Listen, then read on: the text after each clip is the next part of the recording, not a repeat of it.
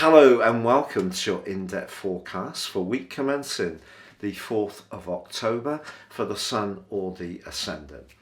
I'm going to give you a brief overview of the key elements of this week before going on to give you your detailed Zodiac forecast, so please stay with me.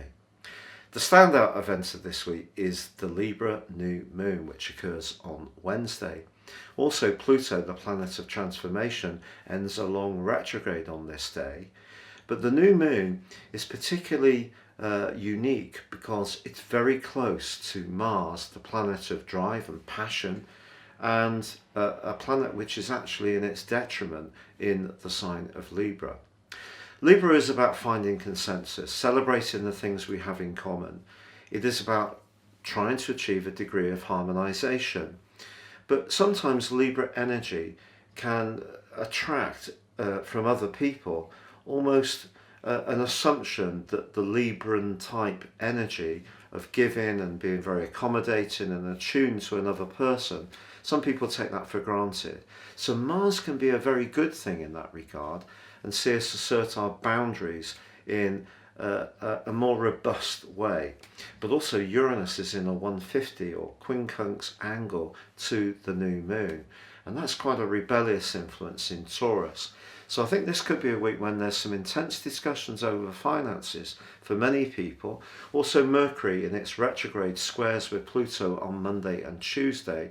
So Mercury being retrograde when there is the new moon is another hint that we have to work hard at our listening skills and try to contain our frustration if not everybody quite gets our drift straight away. But I think some relationships will go through some big transitions this week because by Thursday, Venus, the ruler of Libra, moves into Sagittarius. This is an excellent location to think about the truth of relationships, to seek freedom if a relationship hasn't been working, to be open-minded about the type of people we can connect with.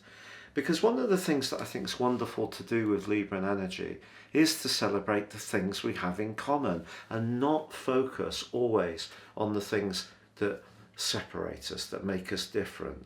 So there are opportunities this week for us all, and please stay with me for your detailed forecast.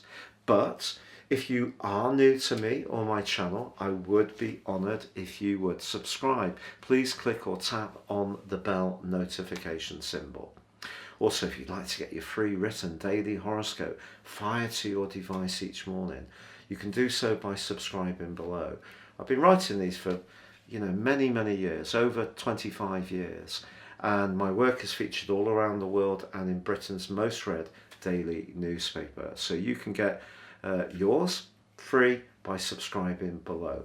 And with year 2022 racing up, if you'd like to get your personal forecast based on your time, date and place of birth, and you order it now, you can get the rest of this year free, plus a character analysis, and also 30% off, all based on you. No two charts are the same, can give you searing insights of the opportunities ahead. Hello Cancer and welcome to your in-depth forecast for week commencing the 4th of October. This week's new moon occurs in the 4th house, which is very akin to the energy of your zodiac sign. It's about nurture, security, our home, our environment, and also potentially issues relating to the family. Now, having Mars right in the midst of the new moon can give you a lot of desire to make some changes to those areas which are productive and good for you. So that can give you a spark, and that's very positive. But Uranus is in a part of your horoscope, and has been for a couple of years now, which is making you much more mindful of your future and has drawn you towards perhaps a more freedom-loving approach to life, or a more individualistic way of approaching things. And whilst everybody needs those support structures at the core of their existence, there has been a need for you to liven things up, to be a bit more open-minded about the plans you have for the future, and also the types of people you're allied to. But I think over the next month you could find yourself thinking very carefully if there are some friendships, for example, that don't really feed your sense of self. And they may be friendships you may want to actually start to separate yourself from a little bit. On the other hand, Mars, the passion of Mars, if you want to make some physical changes to where you live, then that can give you a lot of impetus and drive.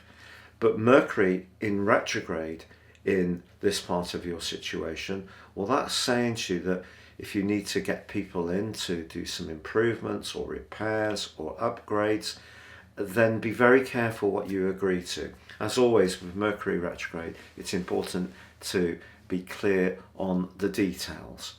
But if those details are clear, this can be a time when you mend or put right or set in train the solution for something that can make your life better.